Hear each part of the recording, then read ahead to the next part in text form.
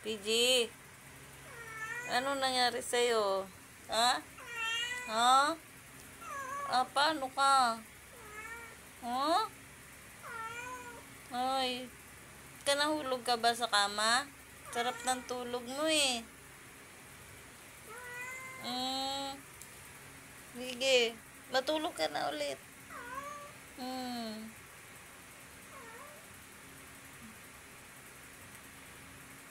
Tulog ka na.